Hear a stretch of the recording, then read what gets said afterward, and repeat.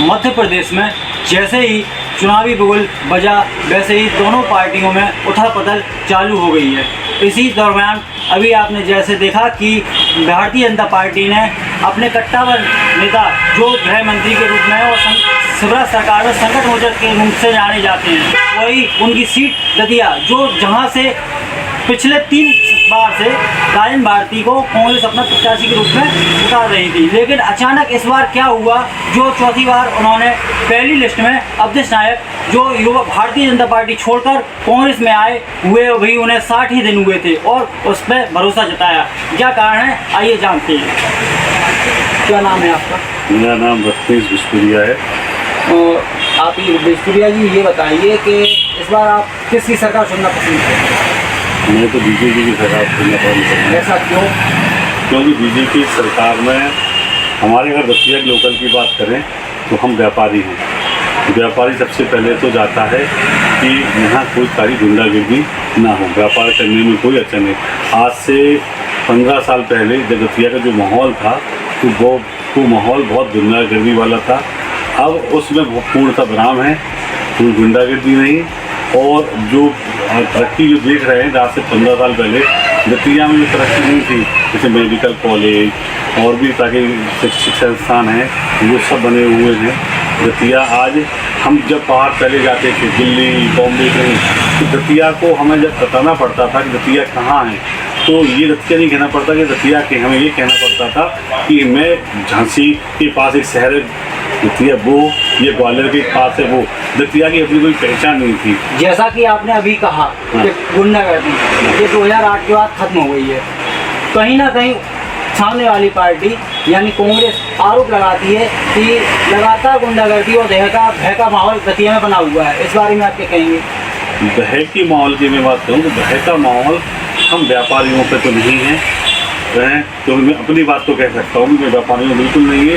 तो भय का माहौल किस क्षेत्र में आप कहना है वो मुझे आप स्पष्ट करें, किन लोगों में ऐसा भय? मुझे ऐसा भय या तो कोई ठेकेदार लोग हों जो गलत काम कर रहे हों उनके ऊपर भय की बात करें, या कर्मचारी जो रिश्वतखोरी में लेने में करते उस पर नहीं करते। भय का माहौल से मतलब कि लगातार कांग्रेसी हो या आम आदमी हो या कोई भी नागरिक हो उस पर लगातार झूठे केस रजिस्टर्ड किए जा रहे हैं। और ऐसा भी कहा जाता है अगर कोई रिपोर्ट कोतवाली में लिखाने जाता है तो सबसे पहले फोन लगवाने के लिए कहा जाता है पुलिस द्वारा। जैसे आपने कहा कि कांग्रेसी ये जो नेता है, अब वो उन नेता का आपसी विवाद क्या है हम उन कारणों के बिना जाने, झूठे आरोप नए आरोप, ये हुई एक राजनीतिक मुद्दे वाली बात। हम आम पब्लिक की बात बता सकते हैं। आम पब्लिक पे ऐसे आप हमें मुद्दे बताएं कि इस आम पब्लिक में ये इनके ऊपर आरोप है, जो भी आरोप आप कह रहे हैं लगे हैं वो आरोप एक नेताओं पे लगे हैं। जैसा कि आपने अभी कहा कि मैं व्यापारी हूँ और शांति के माहौल में जीना पसंद करता हूँ, वहीं आपके नज़दीक आपके इलेक्ट्रॉनिक शॉप है, इलेक्ट्रॉनिक शॉप के मालिक शुक्ला जी हैं, शुक्ला इलेक्ट्रॉनिक्स के नाम से, उन पे भी झूठे रजिस्टर्ड हुए, मामला पंजीबद्ध हुआ है, उस बारे में आप क्या कहते हैं?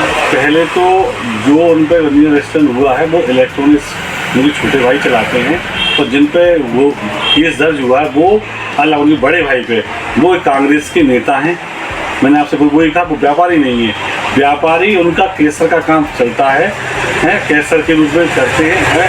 वो मुझे केसर दतिया में है कि उनका और कहीं पे असर है, लेकिन उनके ऊपर छाप पूर्णता नेतागिरी की है। एक आम व्यापारी के रूप में नहीं छवि कि एक आम व्यापारी हूँ। हाँ, आम व्यापारी के रूप में आप मुझे बताएं कि इनके ऊपर केस दर्ज हुआ और उसकी शिकायत हुई। नरोत्तम मिश्रा बराबर अपने मंचों से, खुले मंचों से कहते हैं कि दतिया एक शांति का टापू है। क्या बात कहीं में दतिया शांति का टापू बना हुआ है? शांति का टापू पहले नहीं था, मैं भी ये कह रहा हूँ, आज भी ये भी कह रहा हूँ 100% शांति का टापू हो सकता है जाकर छोटे जगहों में, लेकिन अगर आप कहें कि 100% चीज़ जहाँ परसेंटेज मात्रा में कही जाए वो बेटर मानी जाती है। आज से पहले हम अपने व्यापारियों की बात करें, हम लोगों को जातिगत गुंडागर्दी होती थी।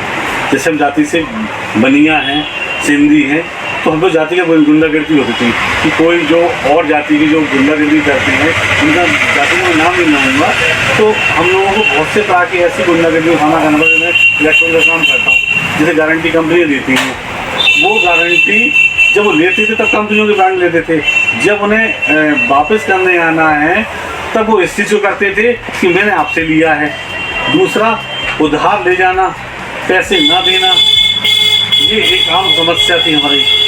वो समस्या आज की डेट में तो नहीं है। हमें हम दूसरों की नहीं कह सकते कि आज की डेट में जितने हमारे हम नाम इलेक्ट्रॉनिक एसोसिएशन के हम सेक्रेटरी भी रहे हैं, तो हम अपने इलेक्ट्रॉनिक एसोसिएशन में बातें होती थी तो सबसे बड़ी समस्या ये थी कि उधार करें और पैसा नहीं आ रहा है तो हम लोग आपस में भी एकता नहीं कर पाते थे। वहीं सत्तारूढ़ी पार्टी को छोड़ दिया जाए तो कहीं ना कहीं विपक्ष के जो नेता हैं राजेंद्र भारती जी, वो कहते हैं कि इस बार अगर हमें चुना, जनता ने अपना आशीर्वाद दिया तो ये गुंडागर्दी पूर्ण रूप से समाप्त कर दी जाएगी। इस बार गुंडागर्दी समाप्त तो हो चुकी है, वो क्या अलग से खत्म करेंगे। और फिर दूसरी बात ये है कि उनका, जब मैं अभी समझता हूँ, उनका डायरेक्ट टच व्यापारियों से मैंने कभी नहीं देखा। उनका और जगह सारा अच्छा होगा, लेकिन व्यापारियों से टच उन्होंने कभी नहीं बनाने की कोशिश की है कि चलो व्यापारियों से टच बनाए। वो आप मुझे बताएं कि कितने नहीं हो उनकी व्यापारियों से उनकी बैठक मीटिंग होती हो, वो जाते आते हों, उनका कभी नहीं रहा। तो ये कैसे कह सकते वो व्यापारियों के हित के बारे में सोचेंगे, या एक आध काम उन्होंने से कभी किए हो या कोशिश की हो कि व्यापारियों के हित के लिए उन्होंने संघर्ष किया हो। तो आप पूर्ण रूप से सत्ता परिवर्तन के मूड में नहीं है? नहीं, मैं सत्ता परिवर्तन के मूड में इसलिए नहीं हूँ कि आज अगर सत्ता पर में अगर कोई कमियां हैं, गलतियां हमें मान सकता हूँ, हो सकती हैं कि गलतियां एक बाप के 4 बेटे होते हैं, वो बाप भी अपने चारों बेटों को संतुष्ट नहीं कर सकता पूर्णतः, क्योंकि हर किसी को लगता है बेटे को कि मेरे पता उनसे एक उस भाई से ज़्यादा प्यार करते हैं, उस भाई से प्यार करते हैं। ऐसे ही मैं मानता हूँ कि कमियाँ होंगी, हर किसी को संतुष्ट नहीं कर सकते, लेकिन परसेंटेज रेशो देखते हैं। मैं अपने स्वार्थ की बात करूँ तो हम एक व्यापारी के नाते, जहाँ सिंधी समाज के लोग आज से 15 साल पहले बाहर पलायन कर रहे थे, आज व्यापार के जहाँ देखें कि यहाँ दुकानों का, शोरूम का, ये सब चीज़ हम भी देख रहे हैं ना। हमें इससे मतलब नहीं है कि बीजेपी करा रही है या कांग्रेस करा रही है, लेकिन ये देख रहे हैं कि यहाँ संभावना अच्छी हुई है। हम आगे देखें स्वार्थ के लिए किसी को अच्छा कैसे कह दें। अधिकतर यहाँ के नागरिक, आम नागरिक कहते हैं रोजगार के लिए यहाँ कुछ भी नहीं है। तो रोजगार के लिए मुझे आप ये बताइए, व्यापार बड़ा है यहाँ पहले की तुलना में। दूसरा, लोग ये कहते हैं, सुना है हमने कि यहाँ फैक्ट्री नहीं लगी है और फैक्ट्रियों की वादा किया गया है। इस बात को बड़ा चर्चा बता रहता है कि फैक्ट्री नहीं है और यहाँ नहीं लगाएं। तो मुझे उन लोगों से ये कहना कि फैक्ट्री लगाने के लिए एक सरकार क्या करती है उसके बारे में विचार करें। पहले तो सरकार दे सकती है एक कोई अच्छी जगह, टैक्स के मामले का जा सकती है, बिजली कर सकती है, लेकिन ये फैक्ट्री लगाने का अधिकार एक उद्योगपति का होता है। मुझे अगर वो उद्योगपति को रतिया में रॉ मटेरियल ये यहाँ से वो व्यवस्था नहीं लग रही है तो फैक्ट्री लगाना, कोई गवर्नमेंट की तो फैक्ट्री होती नहीं है, उन्हें आगे वो फैक्ट्री चला रहे हैं, तो उसके लिए अवेलेबिलिटी के लिए, माहौल के लिए एक उद्योगपति का होना भी तो जरूरी है। एक अकेला नेता ही बड़ा उद्योग नहीं लगा सकता, उसके लिए दोनों लोगों की सहमति होना जरूरी होती है। तो आप ये देख रहे थे कि अभी हमारे साथ थे बिचपुरिया इलेक्ट्रॉनिक्स के प्रोपराइटर रत्नेश बिचपुरिया। ऐसे ही खबरों के लिए देखते रहिए प्रशांत श्रीवास्तव के साथ बुंदेलखंड टुडे न्यूज़।